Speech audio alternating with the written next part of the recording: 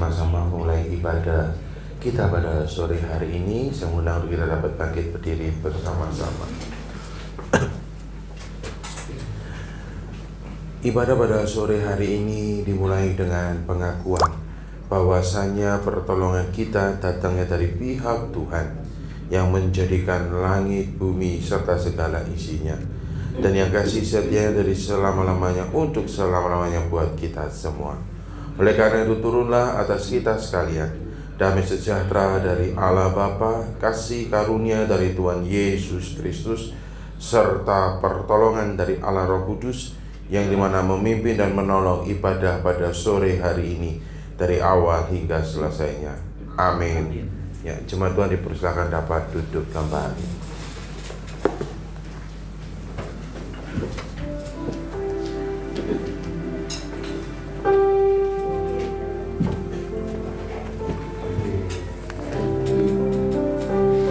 Selamat sore Bapak Ibu yang terkasih. Shalom. Puji Tuhan ya. Saat sore yang indah ini kita dipertemukan dalam kasih Kristus di rumah Tuhan untuk bersama-sama kita memuji dan mengagungkan namanya. Mari kini saatnya berdiri di altarnya memuji nama Yesus.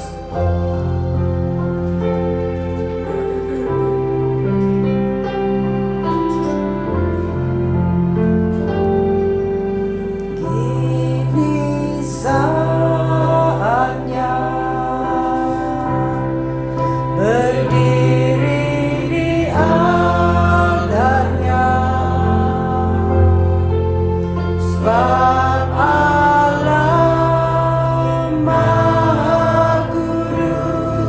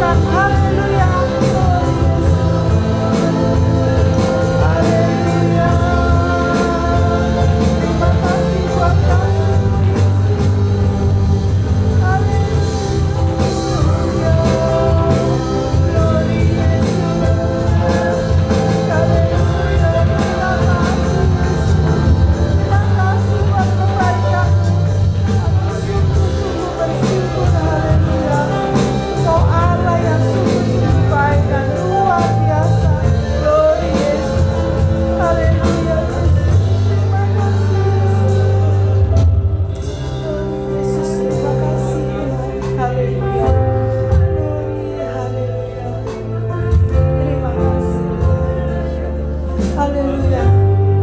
Katakan kita masuk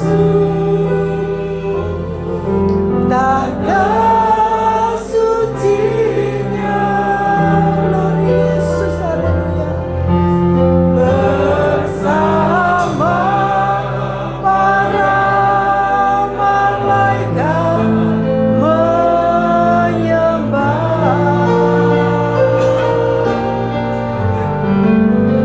Mari puji, oh Yesusku.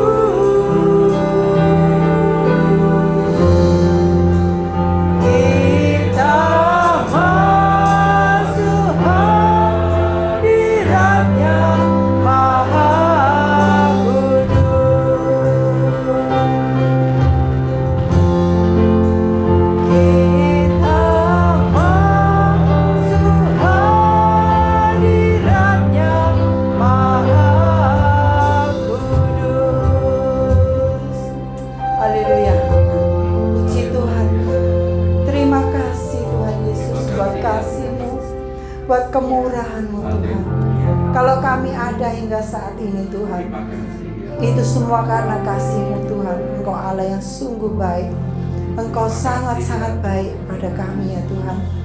Di mana kami manusia yang berdosa ini, Tuhan, Engkau tebus dengan tubuh dan darah-Mu Tuhan.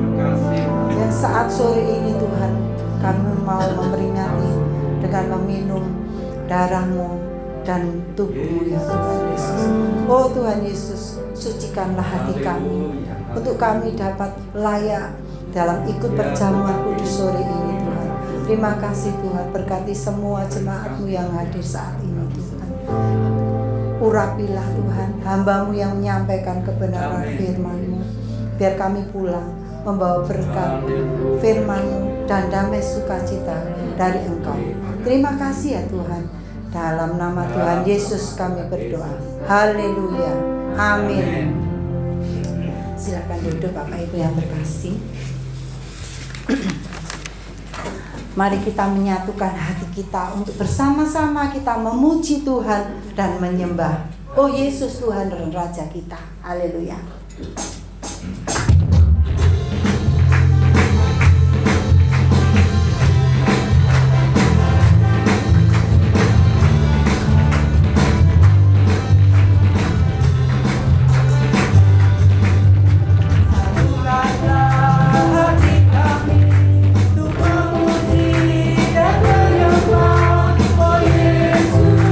Tuhan dan Rajaku.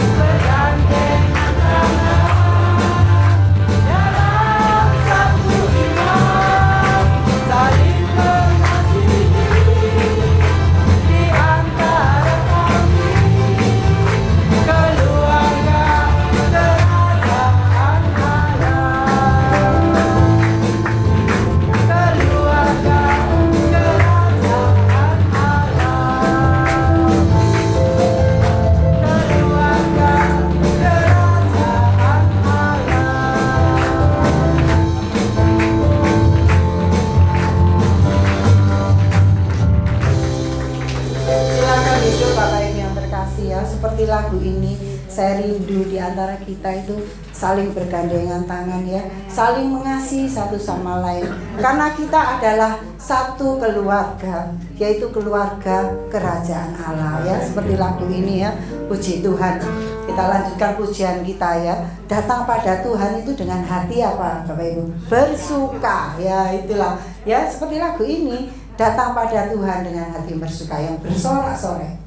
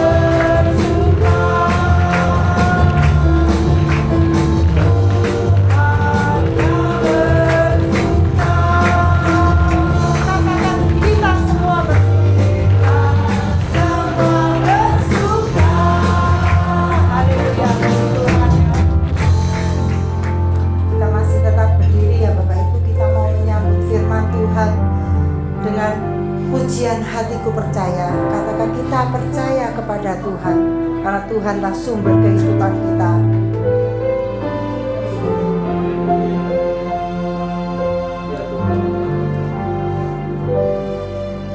Saat ku tak melihat jalanmu, saat ku tak mengerti rencanamu, namun tetap ku pegang janjimu. Pengharapan kita kepada siapa? Pengharapanku hanya padamu.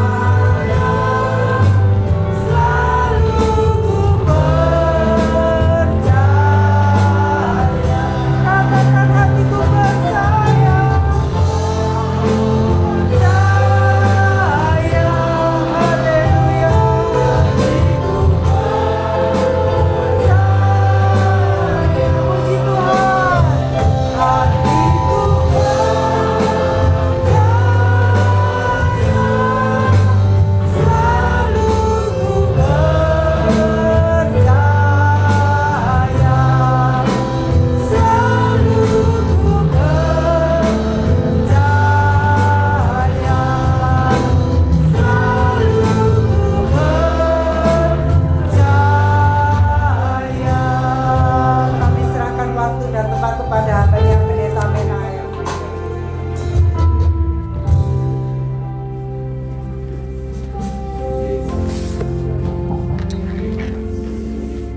Mari kita akan berdoa.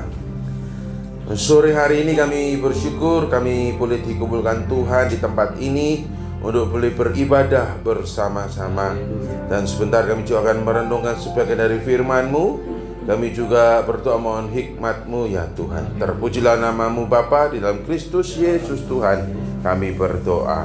Amin. Ya, jemaat Tuhan dipersilakan dapat duduk kembali. Ya, selamat sore dan shalom. Ya, salam sejahtera bagi kita semua. Bapak Ibu saudara-saudari sekalian, tema firman Tuhan yang tadi sebelum ibadah ditampilkan ya di layar LCD, Ibrani 10:19 sampai 25, temanya adalah tekun mendatangi pertemuan ibadah. Ya. Tekun mendatangi pertemuan-pertemuan ibadah, diambil dari Ibrani 10 ayat 19 sampai yang ke-25. Saya akan bacakan buat kita semua. Berbunyi demikian. Jadi saudara-saudara, oleh darah Yesus kita sekarang penuh keberanian dapat masuk ke dalam tempat kudus. Karena Ia telah membuka jalan yang baru dan yang hidup bagi kita melalui tabir, yaitu dirinya sendiri. Dan kita mempunyai seorang imam besar sebagai kepala rumah Allah. Karena itu, marilah kita menghadap Allah dengan hati yang tulus, ikhlas, dan keyakinan iman yang teguh. Oleh karena hati kita telah dibersihkan dari hati nurani yang jahat dan tubuh kita telah dibasuh dengan air yang murni. Marilah kita teguh berpegang pada pengakuan tentang pengharapan kita, sebab Ia yang menjanjikannya setia. Dan marilah kita saling memperhatikan supaya kita saling mendorong dalam kasih dan dalam pekerjaan baik.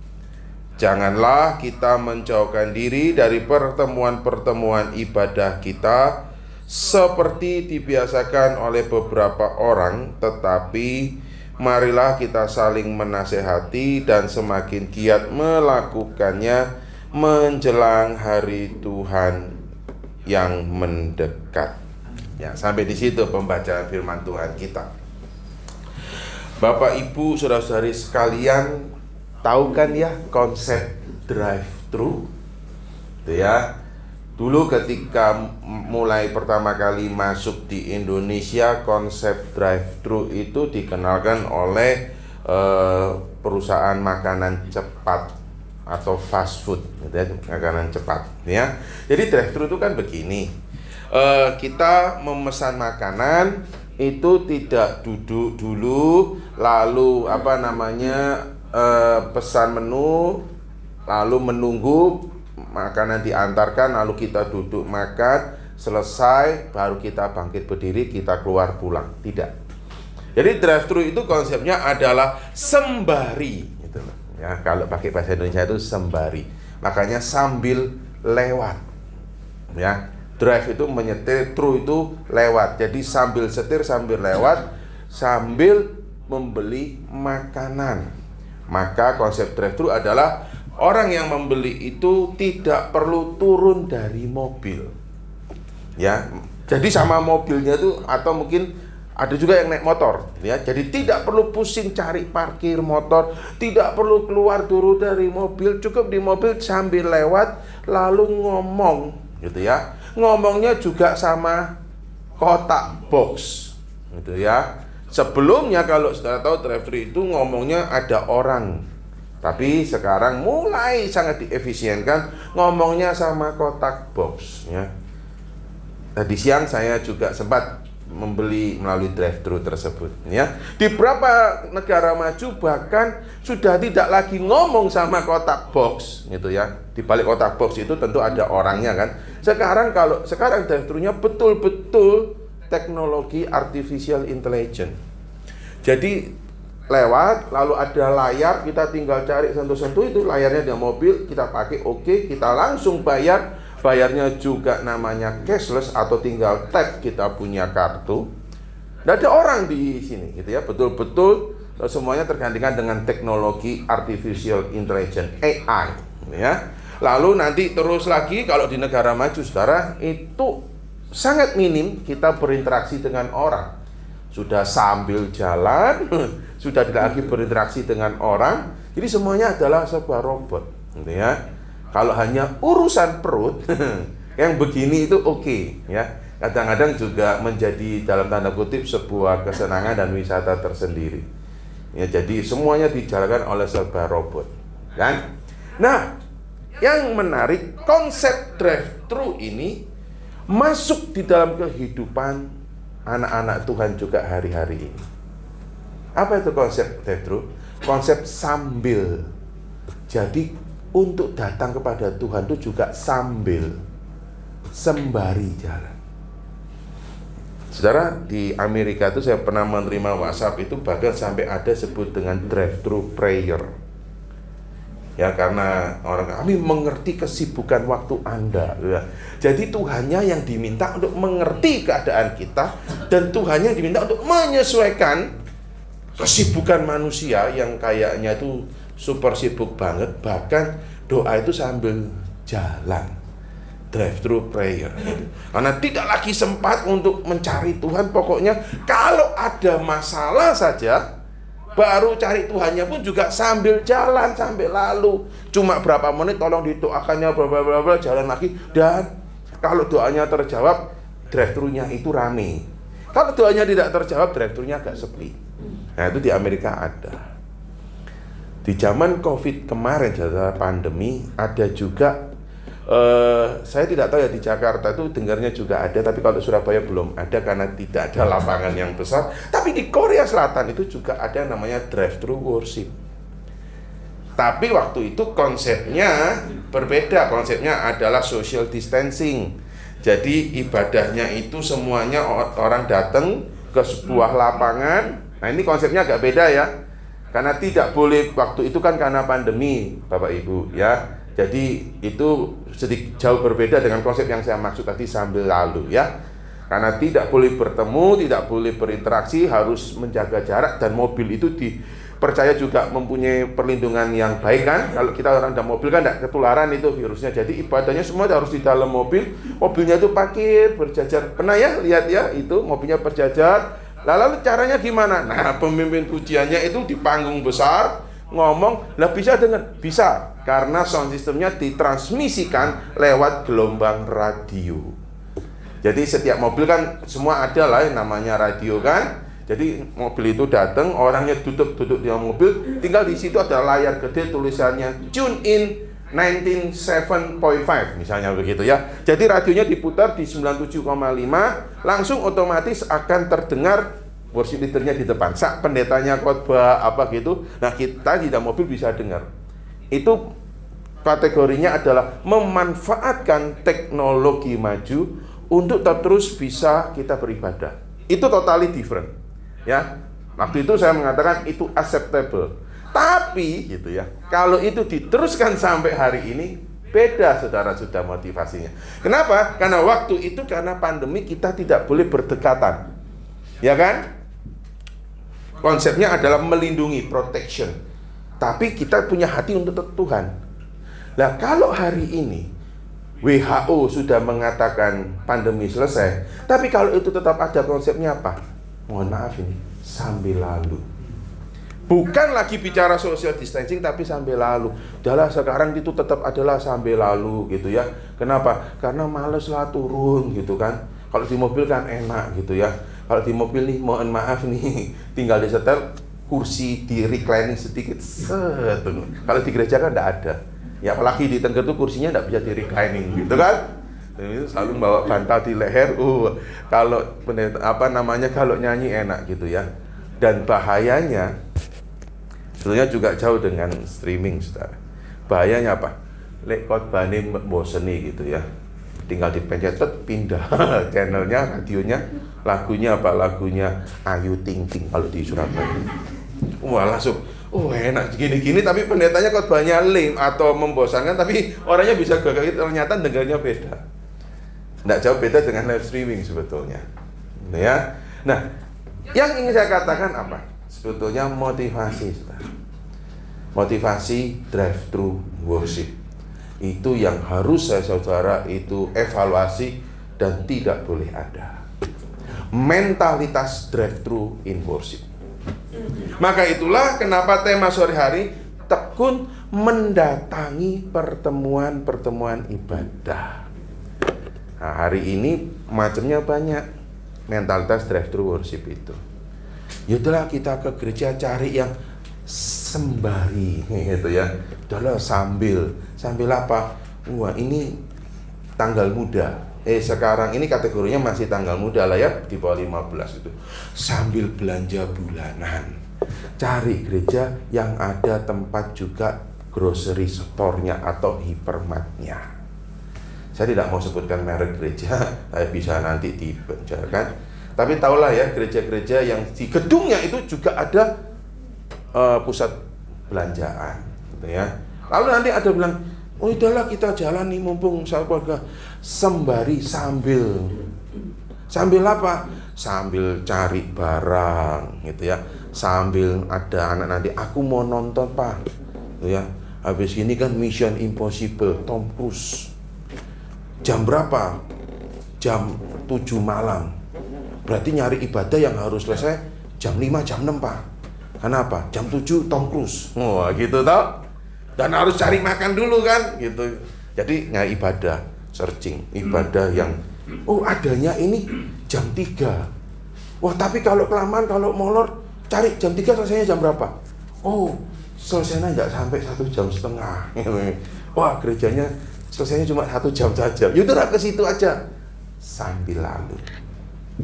Mentalitas drive-thru. Jangan sebetulnya sampai terjadi di dalam kehidupan saya dan saudara. Saya tidak menyalahkan gereja mau berdiri di mall, gereja mau berdiri di pusat perbelanjaan, tapi yang saya soroti adalah mentalitas jemaat, termasuk saya dan saudara. Kalau kita ke gereja, mentalitasnya adalah drive-thru worship, berarti apa? Sesungguhnya kita tidak sedang mencari Tuhan. Saudara, saya kalau pergi nih ya, tujuannya pergi adalah misal mau pergi ke Semarang, tujuannya utama yang di otak ini ke Semarang, betul ya? Belum makan, tapi yang di otak ini fokusnya apa? Aku harus sampai di Semarang jam sekian. Jadi yang utama di dalam otak saya tuh harus sampai ke Semarang jam sekian. Tapi karena belum makan, harus makan sambil makan. Ya udahlah, sambil jalan cari yang drive-thru. Oh ya, itulah definisi mental drive-thru. Jadi apa? Tidak diutamakan, hanya sambil lalu, hanya untuk memenuhi sebuah kebutuhan, tapi bukan utama. Karena apa? Karena di otak kita utamanya bukan makan itu, tapi makan itu hanya sambil lalu. Itulah mentalitas drive-thru worship. Itulah mentalitas drive-thru. Kalau untuk makanan jasmani, that's okay. Gitu ya. Asal saudara jangan sampai akhirnya ada nih, saya pernah lihat ya suatu kali gitu. Karena saking sibuknya bekerja, mentalitas otaknya hanya cuan gitu ya. Makan untung dari kerjaan dia workaholic sekali. Bahkan makan pun sambil bekerja. Pas kerjanya itu jualan di toko. Jadi ya makan tuh enggak diliati apa yang dimakan. Sambil ngomong, itu Cik, harganya itu segitu Cik gitu ya. Sambil makan saudara, sambil kemu itu ngomong, itu enggak boleh Cik, segitu harganya enggak boleh sambil makan. Terus dia makannya tuh enggak dilihat yang dimakan apa. Karena apa yang dilihat itu barang dagangannya saudara. Gitu ya. Saya tuh sempat batin. Nah itu kalau pas ada yang gremet-gremet lewat warnanya hitam, ya toh, ya, yang babynya, terus pas nempel di sendoknya, lah dia enggak dilihat toh. Pas makan kelek, wah itu yang disebut dengan bonus lauk pauk. Gitu? Jadi dia makannya mungkin gitu ya, nasi sama ayam ditambah baby cockroach gitu ya. Dia bisa dilihat tuh makan. Ya kadang-kadang juga dia tidak tahu yang dia pikirnya tahu yang dia makan apa. Ya karena apa? Sambil lalu toh makannya. Karena yang di otaknya cuan barangku tak ojo sampai hilang. Nah gitu ya. Ya itu masih oke lah. Cuma kadang-kadang saya juga hati-hati loh, makan tuh kalau nggak dilihat, ya kalau makan yang dimakan bener. Nah kalau yang dilewatin baby itu baby C namanya, baby K gitu ya kalau Indonesianya kan ya lucu ya. Nah saudara, jangan sampai kita datang kepada Tuhan dengan mentalitas drive dulu. Kenapa? Karena sesungguhnya kita tidak sedang cari Tuhan, betul kan? Nah sesungguhnya hati kita bukan buat Tuhan. Tuhan hanya dijadikan tambal butuh. Tuhan hanya dijadikan seperti kita setor. Wah, enggak enak. Kayak kita kan, kayak tadi drive. Saya ke Semarang, kalau enggak makan enggak enak, nanti perutku sakit. Ya sudah makan, tapi tujuannya bukan ke makanan itu. Sama. Wah, hari Minggu. Tapi intinya apa? Yang satu pengen nonton Tom Cruise, itu yang ada di otak kita yang utama. Yang satu belanja bulanan karena apa? Katanya ini lagi ada diskon cuci gudang besar-besaran up to 90%. Kalau enggak cepet-cepetan selak diambil orang. Itu yang ada di otaknya, gitu. Tapi hari Minggu, hari terakhir, biasanya rata-rata saudara kalau yang namanya pameran, diskon itu hari terakhirnya hari Minggu. Wah, tapi hari terakhir Minggu. Yang Minggu biasanya lebih gila-gila diskonnya. Wah, ini harus datang. Tapi hari Minggu kata ya udahlah. Daripada nanti aku merasa bersalah kepada Tuhan, saya ambil lalu. Maka saudara, ketika datang beribadah, yang ada di dalam otaknya ketika duduk 1 jam mesti selesai. Ya toh? Terus kalau benernya panjang sedikit, mulai lihat jam deh. Waduh, selak diambil panci nih. Yo, lek gak metu-metu, tapi lek mau metu pas kadung duduk di depan, saudara. Mulai gelisah dia ya. Lalu tiba-tiba, hari ini kita ada tamu Bapak Ibu dari Amerika. Depan gurundul, tamu iki celak panci nih hilang. Flash sale iki nih lote, permata atau di lote atau nih celak panci nih hilang. Mulai gosok. Kenapa? Hatinya tidak lagi di ibadah. Dia hanya sambil lalu hanya, ya kalau ndak ibadah ndak enak. Dipikirnya kalau ibadah itu konsepnya sudah ndak sadar. Tuhan itu seperti seorang kakek yang gendut duduk gitu ya, yang janggut putih panjang, yang nggak tahu anak-anaknya ngapain, pokoknya kalau datang senyum, wah kakeknya seneng. Nah kita hanya pikir setor muka, lalu ya pokoknya kalau datang nanti diberkati. Nanti siapa tahu pancinya ternyata selain diskon dapat buy one get one. Jadi hanya memanfaatkan Tuhan. Cara ini bahaya. Inilah disebut dengan bahaya penyesatan, penyimpangan. Nah, jemaat yang diberikan surat Ibrani ini oleh penulis Ibrani juga mengalami kondisi-kondisi rohani seperti itu. Ya, kita melewati pandemi sudah 2 tahun. Kadang-kadang rohani kita mungkin mengalami juga kecapean. Bisa jadi kalau saudara baca di dalam pasal yang kedua Ibrani itu, bahaya juga dibawa dalam arus penyimpangan, tren-tren yang terjadi waktu itu. Demikian juga dengan kondisi hari ini, bentuknya berbeda, tapi intinya sama, bahwa arus hari ini. Gitu ya. Arusnya apa? Arusnya adalah dunia. Mumpung, nah itu ya arus bahaya. Akhirnya Tuhannya nggak tahu di nomor berapakah. Adanya arus hari ini yang ya sebetulnya gini, si jahat atau setan itu nggak keberatan Bapak Ibu masuk ke gereja. Dia nggak keberatan Bapak Ibu berbuat baik.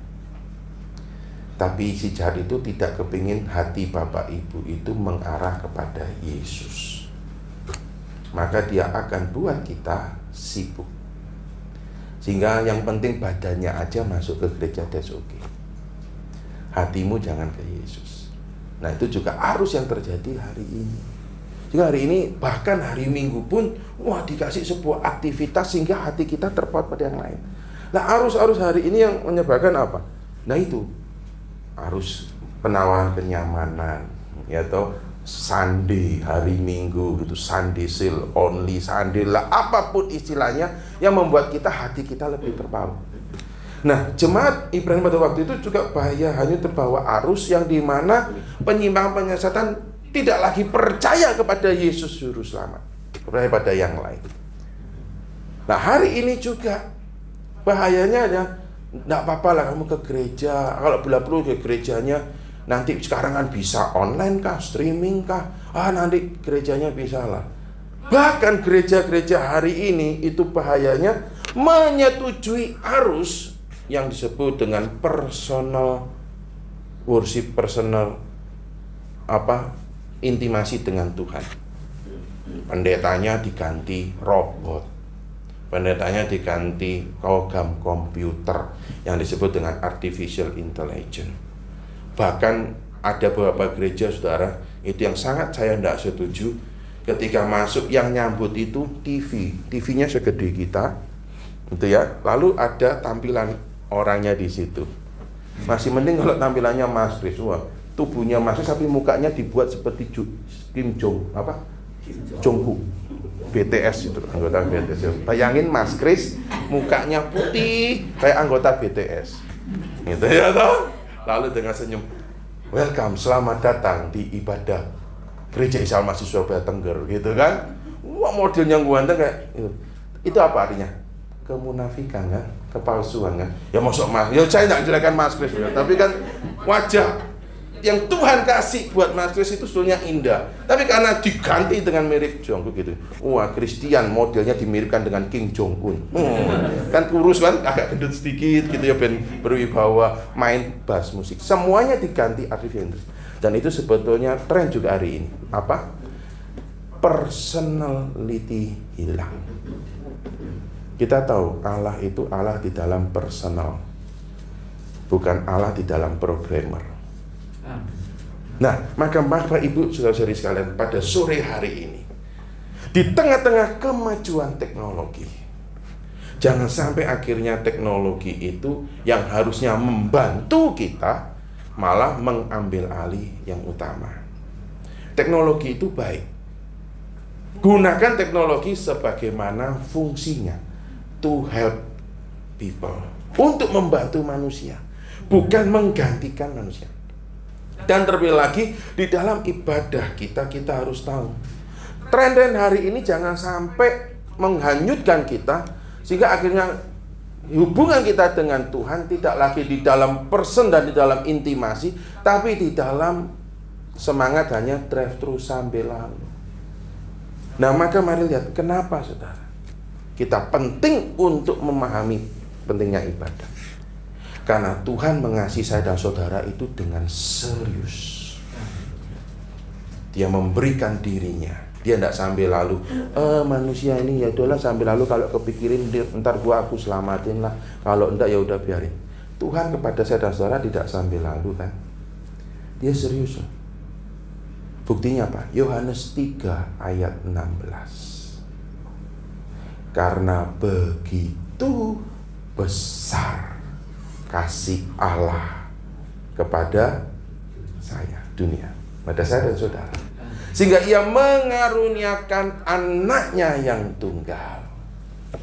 Begitu besar kasih Allah, dan anak yang tunggal itu tidak disayangkan, tapi diberikan buat saya dan saudara. Itulah yang juga dibahasakan oleh penulis Ibrani ini begini. Jadi saudara-saudara, ya, dikaruniakan anaknya yang tunggal supaya yang percaya tidak binasa mau selamat. Itu apa? Tidak hanya sekedar dikasih, tapi apa? Dikaruniakan untuk anak yang tunggal itu datang ke dalam dunia, mati di atas Kalvari kan.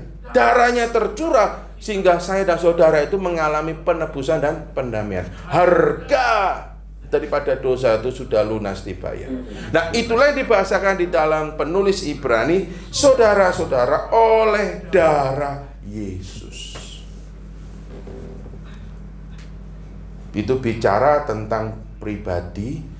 Yesus betul-betul datang ke dalam dunia. Dia tidak pakai datangnya lewat artificial intelligence-nya.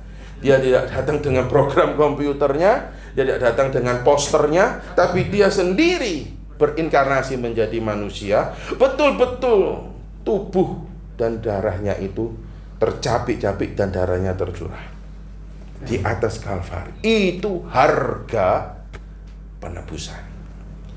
Maka itulah kita nyanyikan bukan dengan emas dan perak bahkan, tapi dengan darah yang mahal. Allah begitu serius dengan saya dan saudara di dalam kasih-Nya dan penebusannya. Maka itulah Ibrani mengatakan gini, jadi saudara-saudara, oleh darah Yesus kita sekarang penuh keberanian dapat masuk ke dalam tempat kudus. Jadi di dalam konsep orang Israel, tahu yang namanya kemah suci? Orang Israel itu tidak bisa sembarangan masuk ke tempat ruang kudus, apalagi ruang maha kudus. Ya, imam pun juga tidak bisa sembarangan masuk di ruang maha kudus. Setahun bisa hanya sekali. Ya, itu era perjanjian lama kan? Kenapa? Karena Allah yang maha kudus tidak bisa berkompromi dengan manusia yang berdosa. Karena dosa, terang tidak bisa bersatu dengan gelap. Maka perlu adanya nama korban penebusan. Di kemah suci itu korban penebusannya itu tidak pakai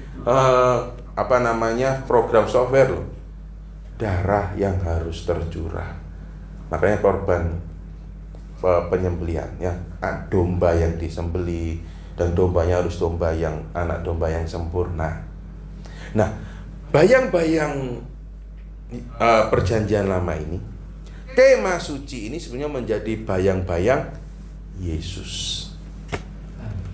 Maka kita hari ini konsep gereja kita tidak lagi seperti kemah suci. Kenapa?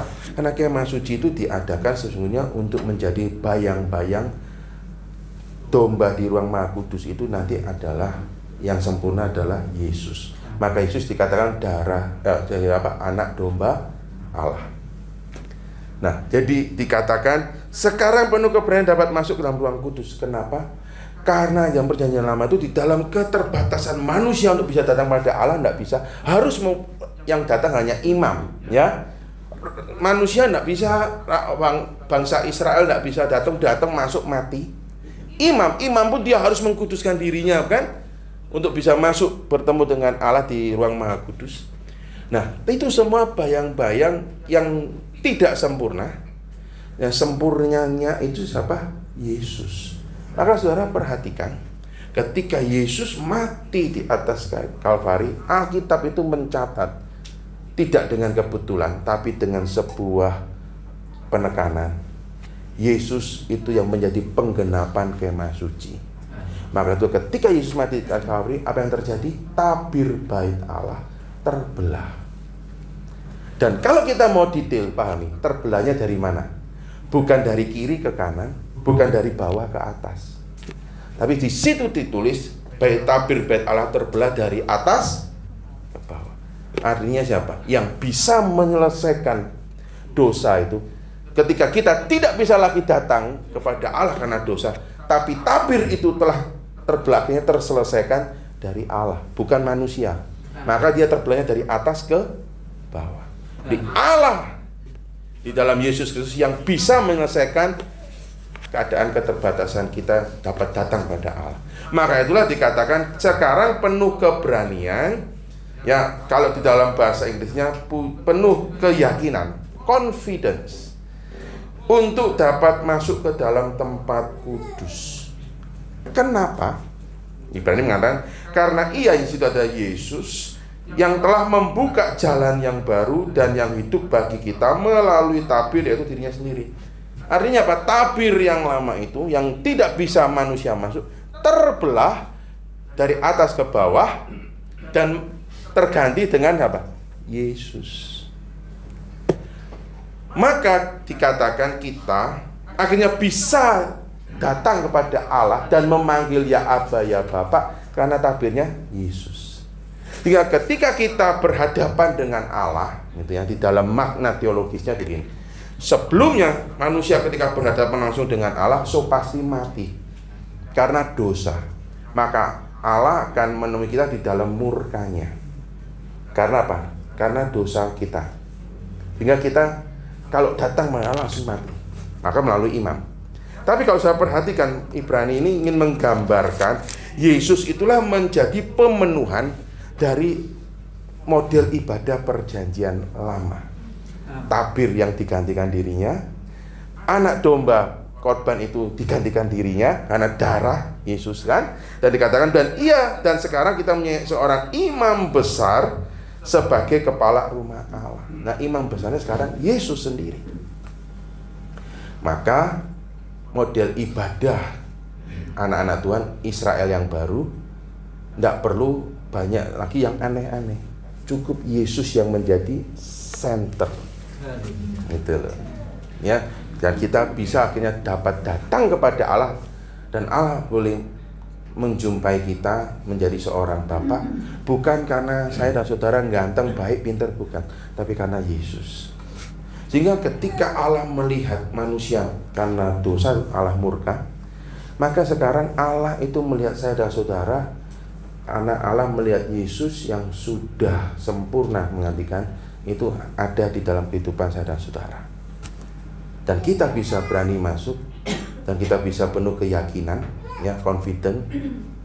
Kenapa? Karena Roh Kudus yang memeteraikan karya Yesus itu di dalam hatiku dan hatimu. Saudara, itu betapa seriusnya kan? Dosa kita telah diselesaikan dengan Tuhan. Allah melakukan itu tidak sampai lalu. Dia betul-betul setia sampai akhir. Masakan sekarang kita meresponi sambil lalu. Boceng dia, pakai bahasa itunya, nggak tahu diri ya. Allah yang begitu serius membereskan kita, jika kita bisa mengalami pendamaian dengan Allah, kita bisa punya persekutuan yang erat dengan Tuhan karena Yesus yang sudah tercurah. Maka itulah saudara, di dalam kemajuan teknologi apapun saya setuju, sangat setuju.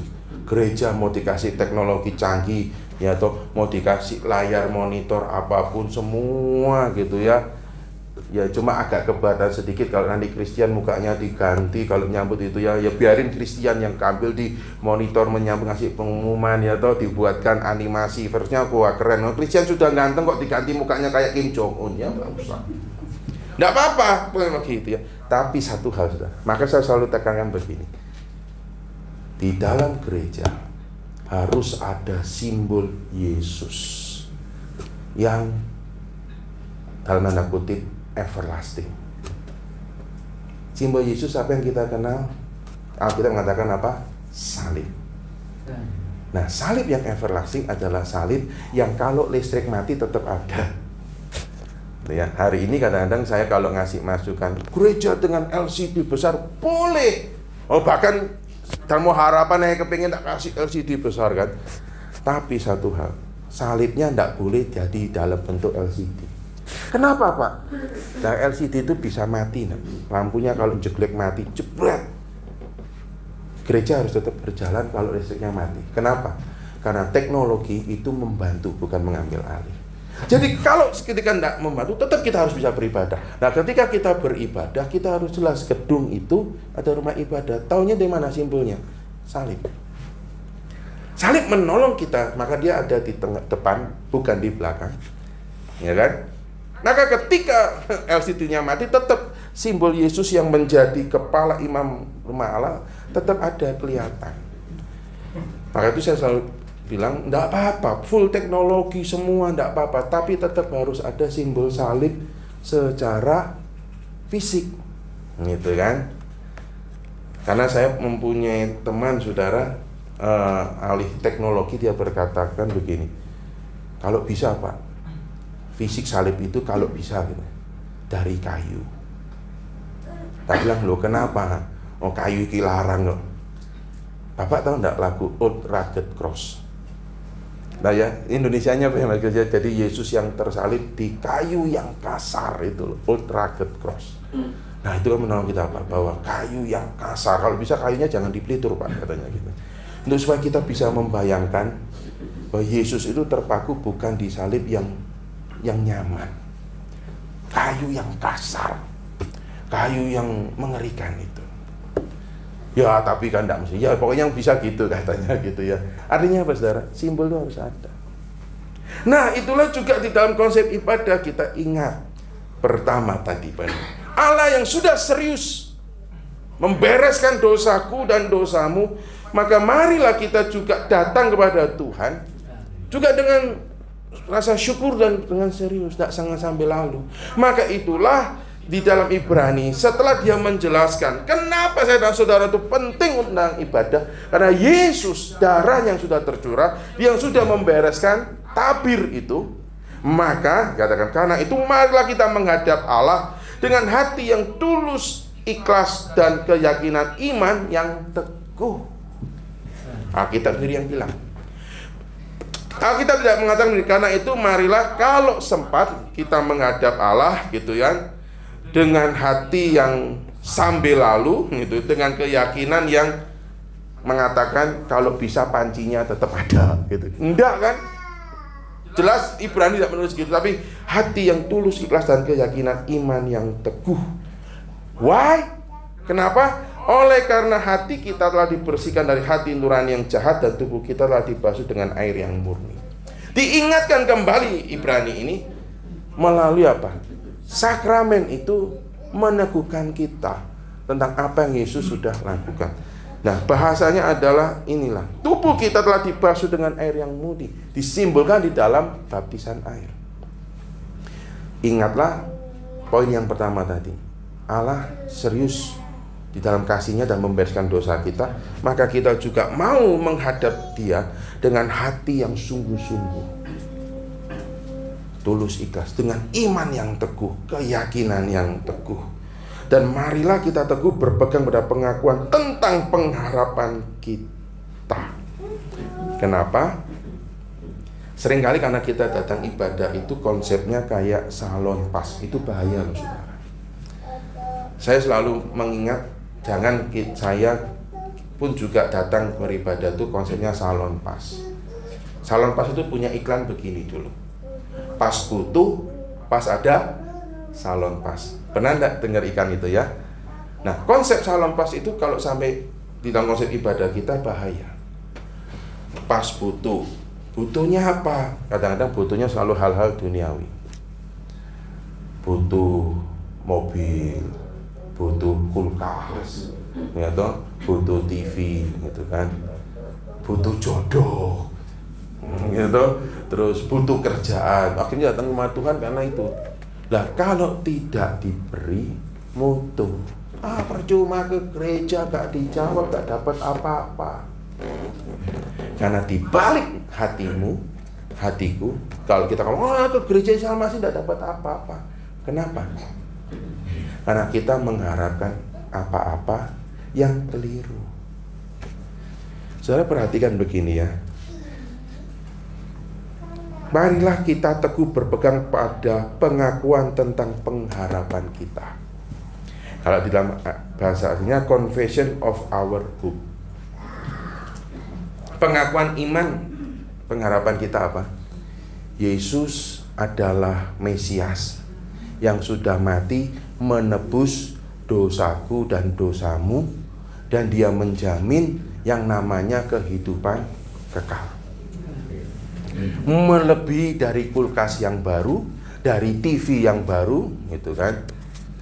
Bahkan mungkin kalau tidak dapat jodoh-jodoh dari jodoh yang ada. Ya, saudara mau punya kulkas 10 pintu, mati masuk neraka percuma toh.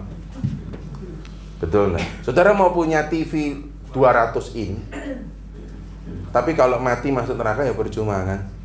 Itu disebut dengan pengharapan kita di dalam kekekalan. Maka ketika saya dan saudara pergi beribadah, teguhlah berpegang pada pengakuan pengharapan kita, yaitu apa? Aku ke gereja karena aku tahu aku sudah mendapat yang namanya jaminan keselamatan. Maka kalau saudara datang dengan semangat seperti itu, tidak akan ngomong aku tidak mendapat apa-apa. Kenapa?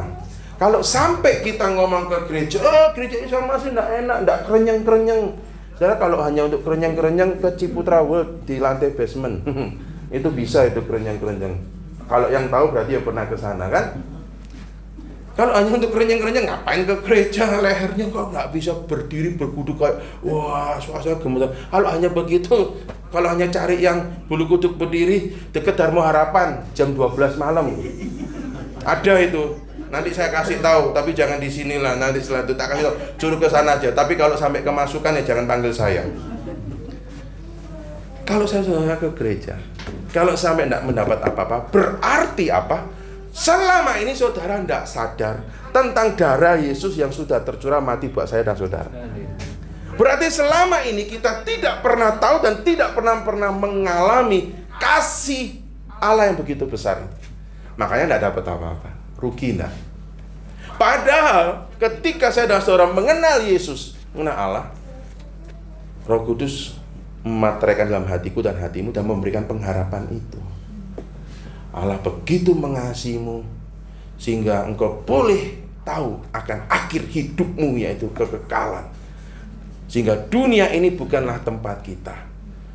Cobaan, ujian apapun bisa kita alami, bisa terjadi, tapi itu tidak akan pernah memisahkan kita dari kasih Allah. Roma 8:28. Ketika kita sadar kita alami, kita ke gereja, bilang lagi tidak dapat apa-apa? Enggak. Karena aku sudah mendapat segalanya di dalam kekekalan, maka aku datang ke rumah Tuhan, merespon dengan penuh rasa syukur. Maka itulah Ibrani mengatakan, marilah kita teguh berpegang pada pengakuan tentang pengharapan kita. Itu poin yang kedua. Yang pertama, Allah yang serius telah membereskan dosaku dan dosamu. Yang kedua, maka kita juga dengan serius meresponi dengan beribadah dengan hati yang sungguh-sungguh tulus, ikhlas, pengakuan iman yang teguh. Dan ketika kita datang ke gereja, tetap teguhlah berpegang pada iman yang kuat itu.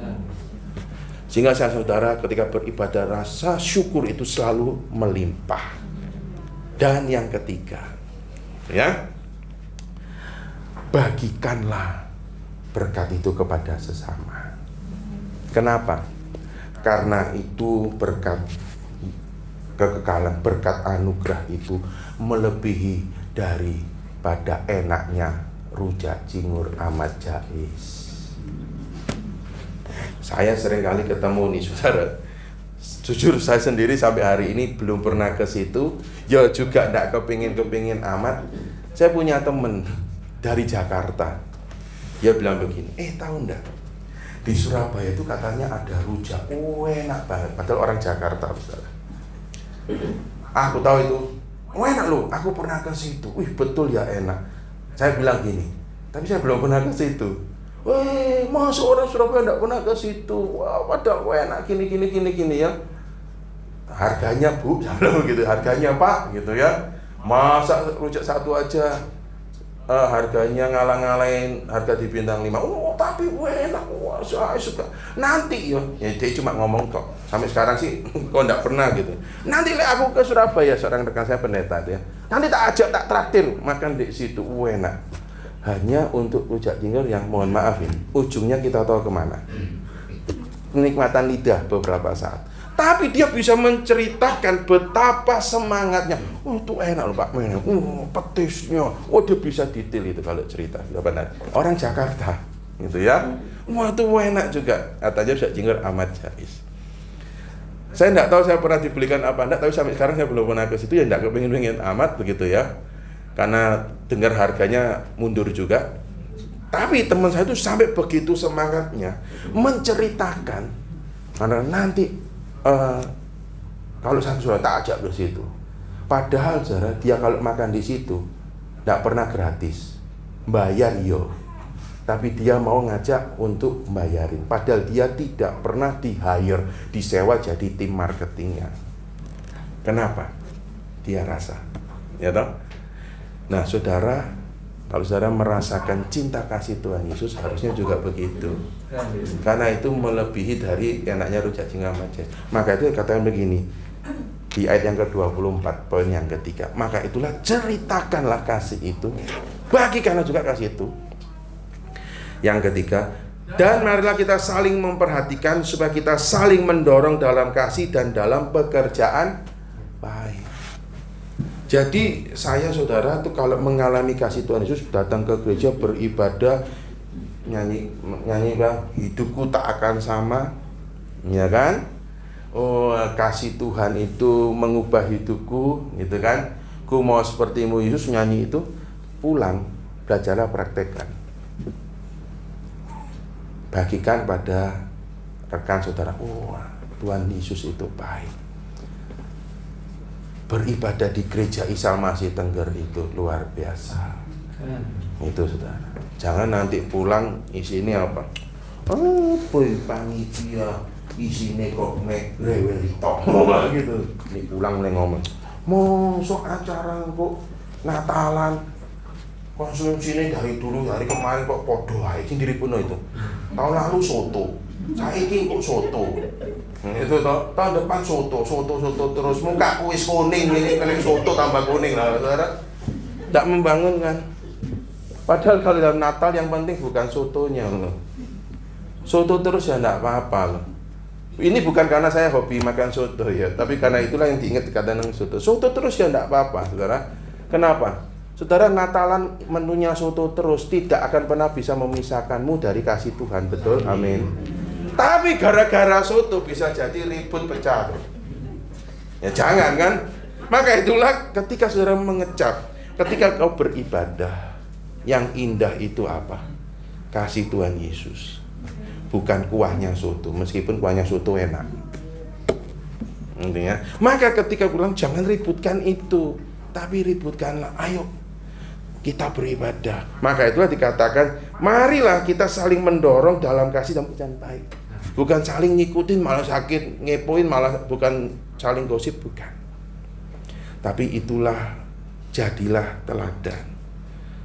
Di dalam ibadah itu juga ada komunitas yang harus saling menguatkan.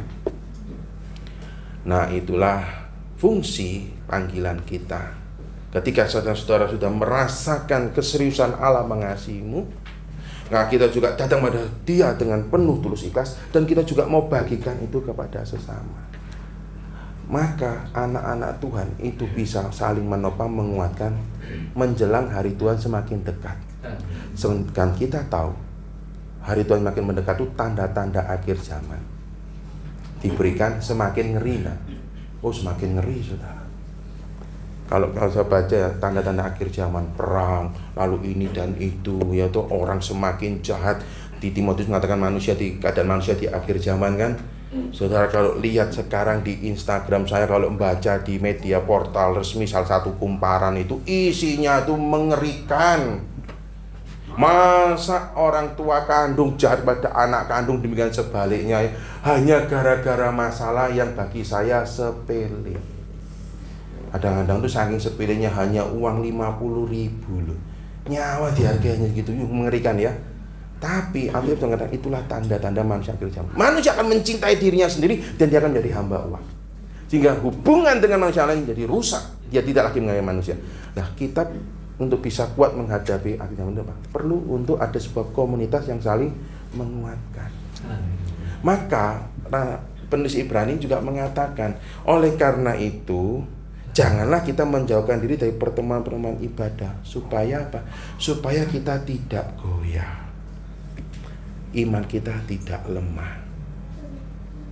Tapi ingat juga panggilan saya dan saudara. Karena apa? Dunia ini semakin jahat, ya jangan kita nambahin beban. Makanya kalau sudah dalam panitia, meskipun nanti tahun ini soto lagi, gak apa-apa Bapak Ibu. Tahun ini nanti kalau seragamnya hijau lagi, oh iya setahun sekali toh. Kalau nanti Natalan ini seragamnya hijau lagi, jangan ribut. Tahun lalu hijau, 2 tahun lalu hijau. Emang kita ini mau dihijaukan, jangan begitu. Gitu. Nggak apa-apa gitu kan. Justru siapa? Menjelang hari Tuhan yang semakin dekat, maka jangan kita menjauhkan diri. Karena apa? Karena kita butuh sebagai anak Tuhan itu juga untuk dikuatkan. Dan Tuhan mau pakai saya dan saudara menjadi alatnya untuk boleh menyatakan, merefleksikan kasih Tuhan. Saya dan saudara itu dipanggil mirip sebagai lampu di mobil yang namanya reflektor. Ya, saudara kalau tahu ya, lampu mobil itu kan belakangnya ada yang namanya kacanya tuh disebut dengan reflektor. Reflektor itu fungsinya untuk memantulkan lampu yang adalah sumber terang itu, ya, terpantul sehingga terpancar keluar. Nah, panggilan saya adalah sebagai dengan terang dan garam itu, kalau bahasa hari ini kita itu dipanggil itu seperti reflektor. merefleksikan, memantulkan cahaya terang Kristus yang sudah menerangi hatiku dan hatimu, supaya kita semua itu mengalami kehangatan terang Kristus. Nah, Tuhan mau pakai saya dan saudara menjadi alatnya untuk kita bisa saling menghangatkan. Nah, kalau reflektornya kacau, pecah, kadang-kadang ya rodok bureng-bureng toh, rodok gak iso terang toh, maka perlu apa? Yang saya kadang-kadang tuh tak bersihkan. Nah, firman Tuhan ini malam hari ini membersihkan kita untuk kita bisa celing lagi menjadi reflektor, sehingga kita saling mendorong, menguatkan, sehingga anak-anak Tuhan itu janganlah kita menjauhkan diri dari pertemuan-pertemuan ibadah. Kembali lagi di awal saya katakan, dalam persekutuan itu selamanya Tuhan mengendaki personal itu hadir. Teknologi tidak pernah bisa menggantikan kehangatan kehadiran Bapak Ibu. Kenapa? Karena Yesus hadir menebus di dalam person. Maka jangan kita menggantikan persekutuan kita dengan teknologi. Teknologi membantu, tapi penting ya 25 ini juga jangan kita menjauhkan diri dari pertemuan ibadah.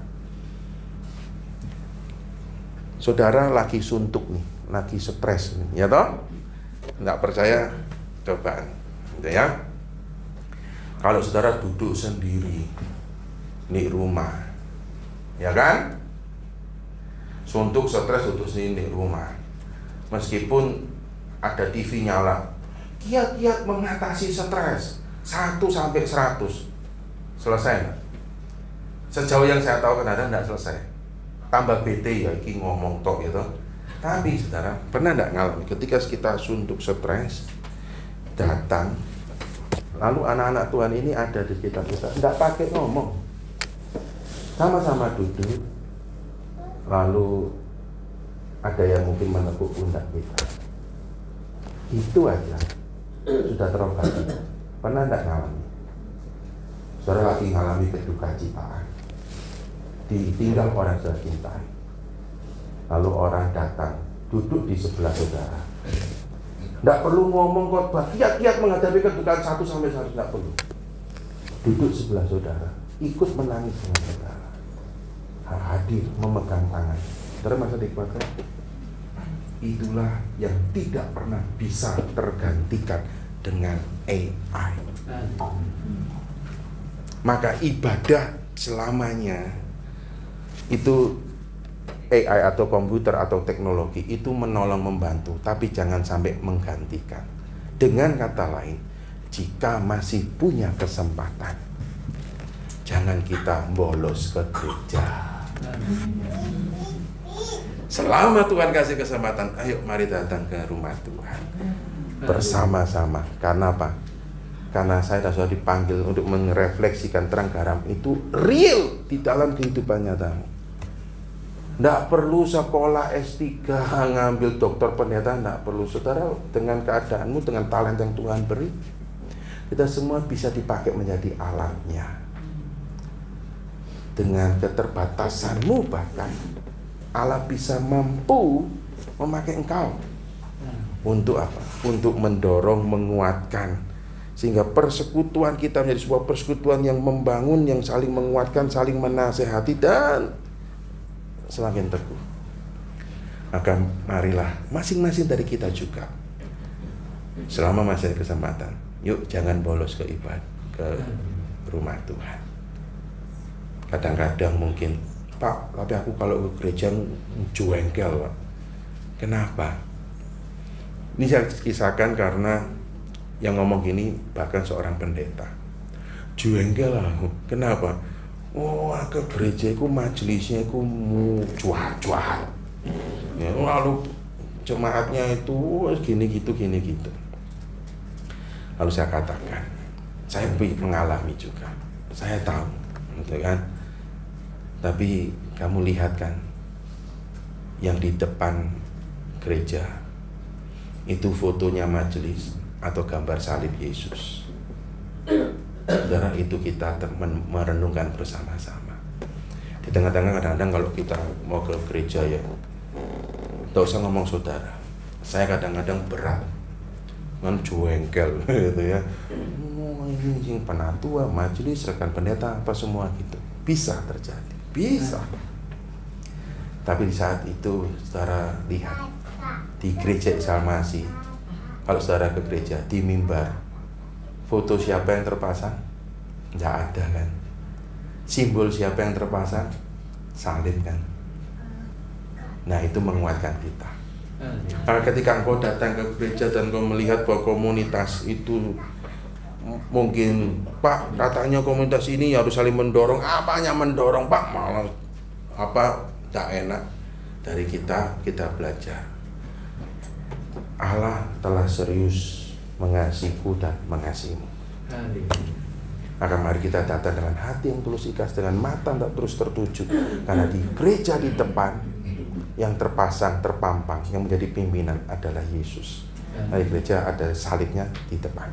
Bukan fotonya pendeta, bukan fotonya majelis, bukan fotonya penatua kan?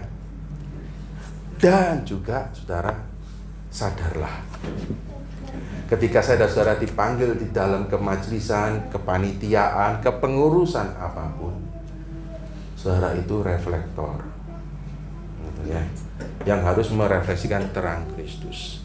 Jadi itu dua sisi yang satu, ketika engkau merasa jengkel dengan manusia, datanglah ke rumah Tuhan bukan karena manusia. Karena yang serius mengasihi dan mengasihimu itu Tuhan. Tapi di sisi yang sama, marilah kita belajar untuk tidak menjadi orang yang menjengkelkan, tapi jadilah orang yang memberkati.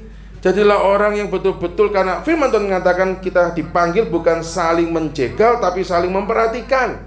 Kita dipanggil bukan saling menjatuhkan, tapi saling mendorong. Kita dipanggil untuk saling mengasihi dan berbuat baik, bukan saling membenci dan berbuat jahat. Di satu sisi, setiap daripada kita belajar mengarahkan hatimu tulus ikhlas pada Tuhan. Dan sisi yang lain, setiap dari kita juga punya panggilan. Aku ke gereja harus jadi berkat. Aku ke gereja harus belajar untuk mendorong, mengasihi, berbuat baik. Bisa jadi aku menjadi orang yang sangat menjengkelkan dan malah menghalangi orang datang pada Tuhan. Maka masing-masing dari kita juga belajar mengevaluasi diri, belajar untuk mengintrospeksi diri. Karena ingatlah, zaman akhir ini dunia semakin jahat. Dari manakah kita dapat pertolongan dan kekuatan kalau tidak dari Tuhan? Dan Tuhan menghendaki saya dan saudara menjadi alat-alatnya untuk memberikan kekuatan buat jemaat Tuhan, supaya jemaat Tuhan itu semakin teguh. Jadilah alatnya yang luar biasa. Dan kita juga mau akhirnya tidak menjauhkan diri dari pertemuan. Karena di situ, di dalam persekutuan, di dalam ibadah, kita boleh mendapat kekuatan melalui anak-anaknya. Dan Tuhan menolong kita, dan Tuhan menyertai kita. Mari kita akan berdoa. Biarlah pada petang hari ini Tuhan, kami boleh sadar bahwa kami beribadah tekun, bukan dengan semangat dan mentalitas drive-thru, tapi betul-betul kami datang dengan hati yang tulus, ikhlas, dengan iman yang teguh, pengharapan yang teguh, mata yang tertuju, hati yang tertuju pada Engkau ya Tuhan. Karena kami tahu bahwa Engkau serius di dalam kasih dan pengorbanan. Ajar kami juga boleh meresponi untuk mengasihi Tuhan, beribadah kepada Tuhan dengan sungguh-sungguh, dan bukan dengan mentalitas drive-thru, tapi dengan mental yang betul-betul meresponi kasih-Mu ya Tuhan. Teguh dalam pengharapan kami, meskipun di tengah-tengah beratnya hidup yang kami jalani, tapi kami memohon Tuhan terus menguatkan, menolong kami, sehingga mata kami tertuju pada pengharapan kekal. Dan mampukan, ubahkan kami, untuk kami juga boleh menjadi alat-alat-Mu, merefleksikan terang kasih-Mu, sehingga dalam komunitas anak-anak Tuhan ini kami boleh bertumbuh bersama, saling menguatkan dan mendorong, sehingga kami merasa kuat ketika kami ada di dalam persekutuan dan ibadah.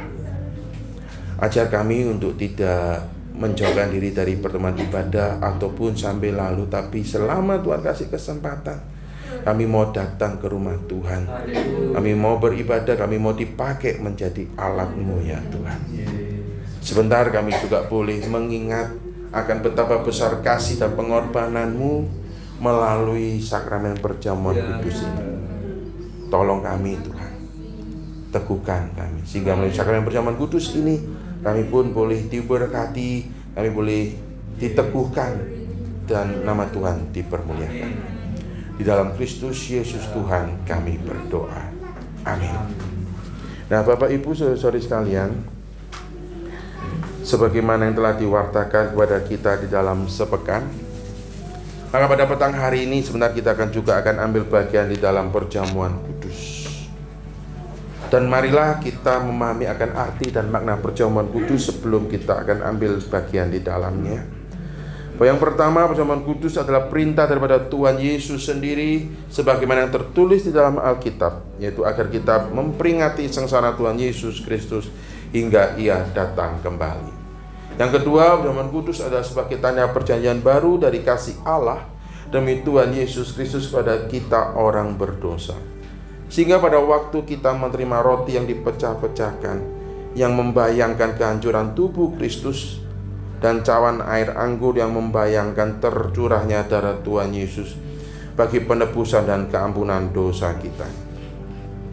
Dan yang ketiga, perjamuan kudus adalah perjamuan persekutuan demi korban sengsara Yesus pada kita manusia berdosa yang menjadi seteru Allah, namun kini telah diperdamaikan dengan Tuhan dan sesama kita, sehingga Yesus di dalam kita dan kita di dalam Dia akan menjadi kenyataan dalam hidup kita dari hari ke hari. Oleh karena itu, jemaat Tuhan, baiklah kita memeriksa diri kita masing-masing. Kita juga merenungkan akan arti dan makna perjamuan kudus ini, sehingga boleh menjadi berkat dan membawa hormat kemuliaan bagi nama Tuhan.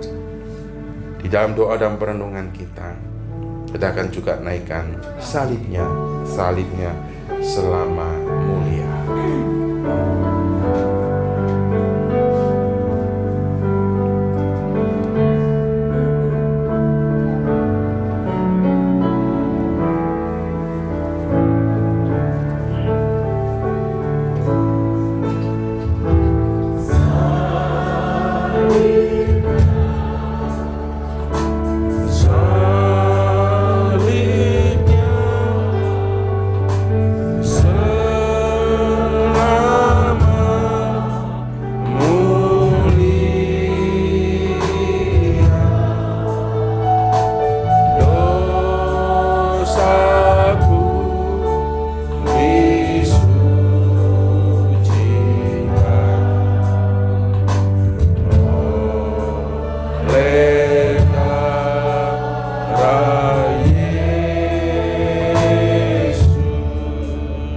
Salibnya bagi kita bangkit berdiri bersama-sama, dan saya mengundang para petugas perjamuan kudus untuk juga bisa maju ke depan.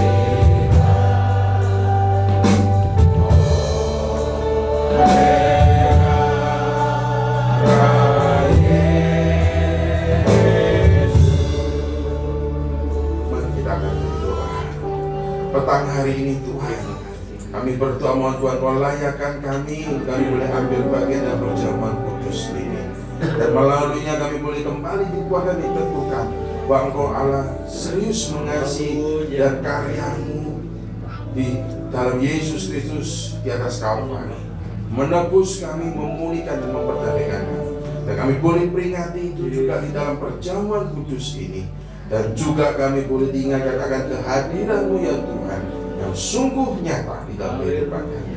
Kami mohon Tuhan Kau layakkan kami, Kau juga pimpin berkati jalannya perjamuan kudus petang hari ini. Terpujilah nama-Mu Bapa, di dalam Kristus Yesus Tuhan kami berdoa. Amin. Jemaat Tuhan dipersilakan dapat duduk kembali.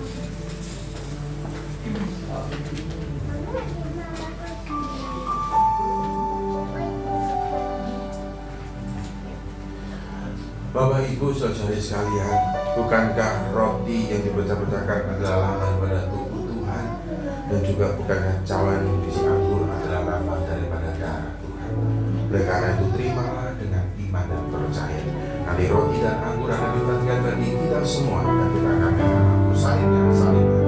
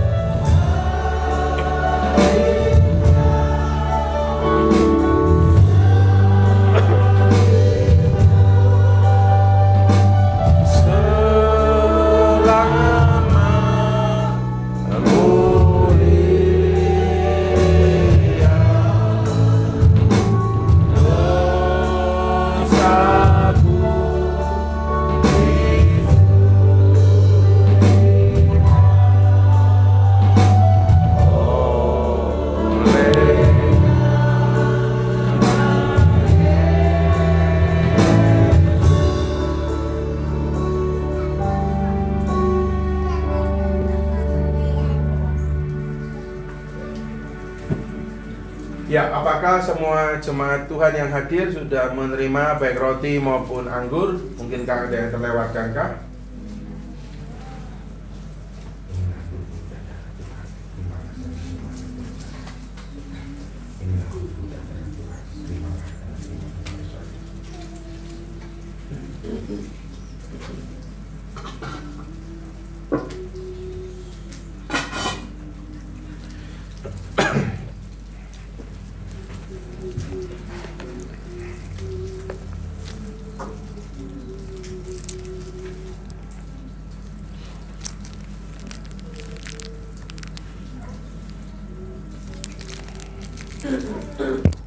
Mari jemaat Tuhan, kita akan bangkit berdiri bersama-sama,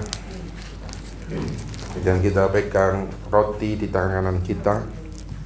Dan sebelum kita akan bersama-sama makan roti ini, dengarkanlah firman Tuhan yang mengatakan bahwa sebab apa yang telah kuteruskan kepadamu telah aku terima dari Tuhan, yaitu bahwa Tuhan Yesus pada malam waktu ia diserahkan mengambil roti, dan sesudah itu ia mengucap syukur atasnya.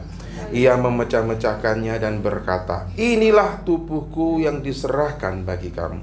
Perbuatlah ini menjadi peringatan akan aku."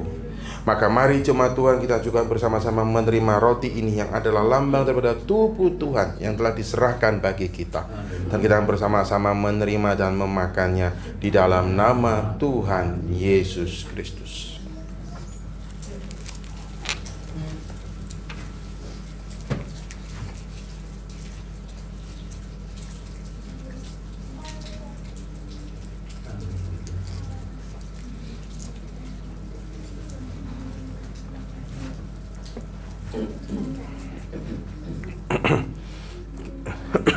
Kita juga pegang cawan yang berisi anggur di tangan kanan kita. Dan sebelum kita bersama-sama minum anggur ini, dengarkanlah juga firman Tuhan yang mengatakan, demikian juga ia mengambil cawan sesudah makan lalu berkata, "Cawan ini adalah perjanjian baru yang dimeteraikan oleh darahku. Perbuatlah ini setiap kali kamu meminumnya menjadi peringatan akan aku. Sebab setiap kali kamu makan roti ini dan minum cawan ini, kamu memberitakan kematian Tuhan sampai ia datang." Maka mari jemaat Tuhan, kita juga bersama-sama menerima cawan ucapan syukur ini yang adalah lambang daripada darah Tuhan yang telah tercurah bagi keampunan ketebusan dosa kita. Dan kita akan bersama-sama menerima dan meminumnya di dalam nama Tuhan Yesus Kristus.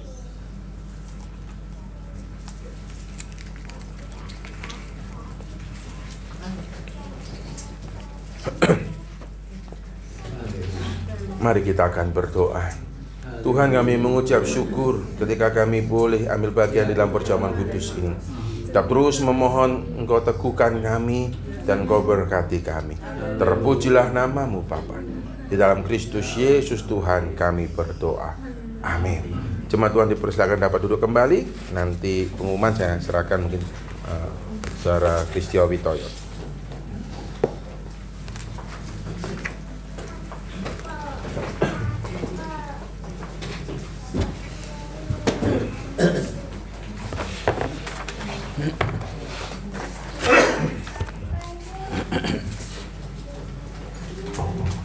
Puji Tuhan Bapak Ibu, kita telah diberkati firman Tuhan ya. Tuhan yang sangat begitu serius mengasihi kita, maka kita pun juga harus belajar serius mengasihi Tuhan, mencintai Tuhan dalam ibadah kita. Terima kasih kepada Bapak Pendeta Menahem untuk firman Tuhan pada sore hari ini. Bapak Ibu, mari kita akan bawa persembahan kita. Kita akan pujikan satu pujian, yaitu kami bawa pujian. Biar dengan perasaan syukur kita bawa korban kita di hadapan Tuhan.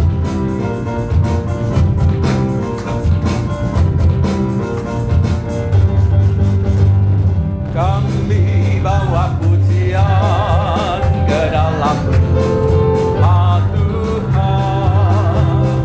Kami bawa pujian ke dalam rumah Tuhan.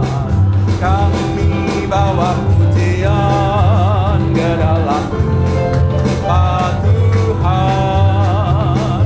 Kami bawa pujian ke dalam rumah. Kami persembahkan. Kami persembahkan.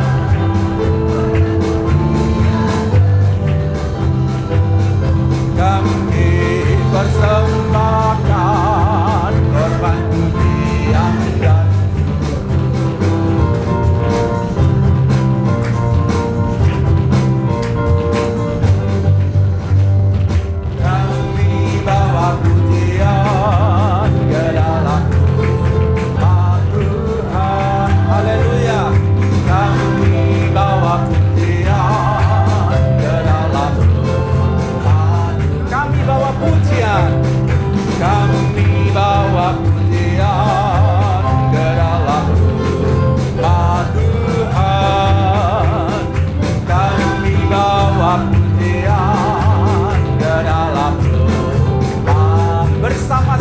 persembahkan.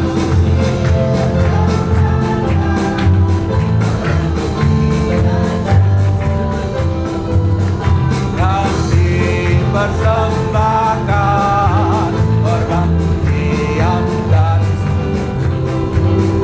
kami persembahkan korban pujian dan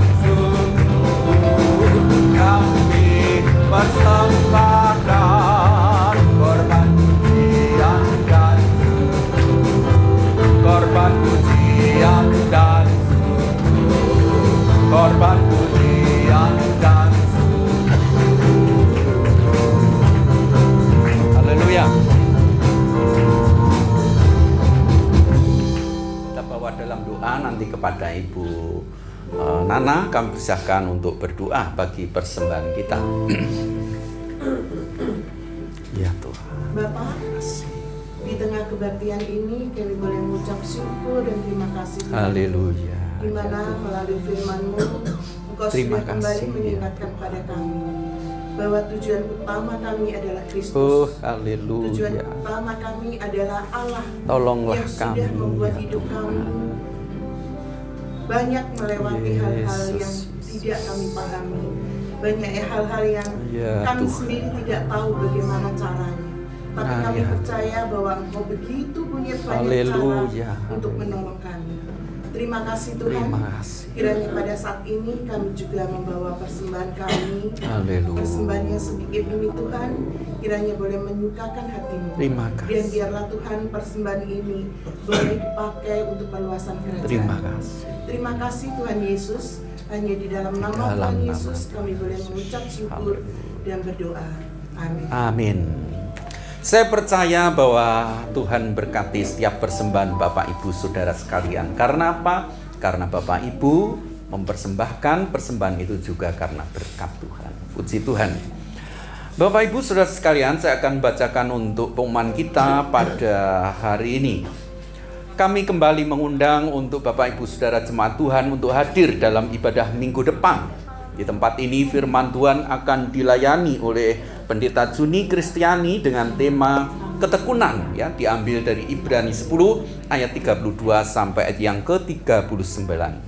Sementara itu untuk Dharma Harapan Pagi oleh Bapak Pendeta Minahem dan sore hari oleh Bapak Penatua Andi Sutanto.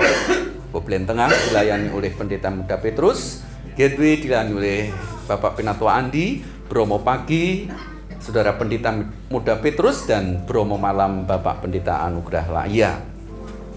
Lalu pada hari Senin ada TPI Benowo pukul 7 malam akan dilayani oleh Saudara Yosua Nasution di rumah keluarga Ibu Titu, ya, Perumahan Pakal Sumberan Gang 1. Lalu pada hari Selasa kaum wanita di gereja kita Dharma Harapan dilayani oleh Saudara Rifat Bria. Lalu dilanjutkan PA membahas Kidung Agung pasal 6 oleh Pendeta Rian Waru dan Bapak Penatua Lindra pada pukul 17.30. Dilaksanakan secara streaming, secara online dan secara onsite, ya. Tinggal Bapak Ibu pilih mana yang Bapak Ibu suka, ya. Lalu saudara-saudara, gereja mengundang kepada Bapak Ibu sekalian yang belum menerima baptisan, silahkan untuk dapat mendaftarkan diri melalui sekretariat atau melalui full timer yang ada. Dan baptisan kita akan diadakan pada awal Desember 23. Dan saudara-saudara akan mendapatkan pelayanan katekisasi bagi calon baptis dimulai pada 6 Agustus mendatang ini. Lalu pernikahan gerejawi akan melangsungkan pernikahan secara gerejani antara Bapak Pratoyo dan Ibu Suharmini pada hari Minggu 16 Juli pukul 12.00 di Gereja Isa Al-Masih Surabaya Dharma Harapan. Pengumuman ini diumumkan jika dalam 1 minggu ini tidak ada keberatan yang sah, pemberkatan akan dilaksanakan pada jam dan tempat tersebut di atas. Jemaat dapat memberikan dukungan bagi pelayanan pekerjaan Tuhan di Gereja Isa Al-Masih Surabaya ini, baik itu untuk perpuluhan, pembangunan, ataupun dukungan-dukungan lain dapat disalurkan melalui ibadah-ibadah atau melalui yaitu QR atau rekening gereja, dan kita akan dukung bersama saudara-saudara, ya. Sekarang ada proyek gereja kita baik itu untuk Diwiyung, Koblen, dan Dharma Harapan, dan sebagian sudah terlaksana, dan saya percaya itu adalah karena tangan Bapak Ibu Saudara Jemaat Tuhan Gereja Isa Masih yang dipakai oleh Tuhan. Lalu saudara-saudara, saya juga mengucapkan untuk selamat kepada Bapak Ibu Saudara yang berulang tahun dalam sepekan yang akan datang. Doa kami semoga Bapak Ibu semua semakin sehat selalu, tambah setia, dan selalu berlimpah dalam iman dan kesetiaan. Lalu saudara-saudara, Bapak Ibu, ada ibadah padang, ya, ini bagi Komisi Kaum Wanita. Ibadah padang bagi Komisi Kaum Wanita akan diadakan di Batu, ya. Pendaftaran 70.000. Bapak Ibu, ibu-ibu bisa menghubungi Ibu Cornelius, ya. Akan diadakan pada 19 Juli ini, ya.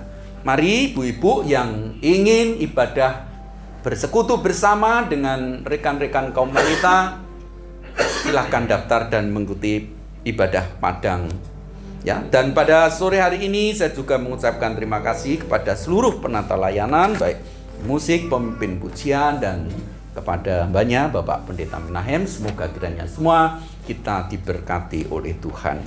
Bapak Ibu, mari kita tamatkan ibadah kita. Kepada Bapak Pendeta Minahem kami persilahkan.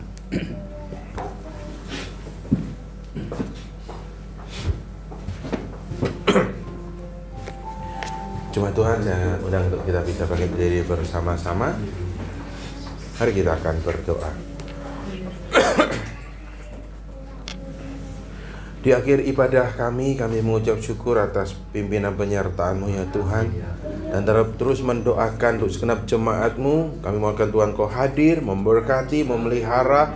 Terpilah kita terus memberikan iman dan pengharapan buat kami. Untuk yang jemaat Tuhan mengalami sakit dan lemah tubuh, kami juga berdoa mohon Tuhan Kau menjamah, melawat, memberikan kesembuhan dan pemulihan. Untuk jemaat Tuhan yang berulang tahun di dalam sepekan, di tengah-tengah usia yang Tuhan anugerahkan, kami juga mendoakan mohon Tuhan memberkati dan Tuhan memberikan hikmat untuk mereka terus boleh berkarya bagi nama Tuhan.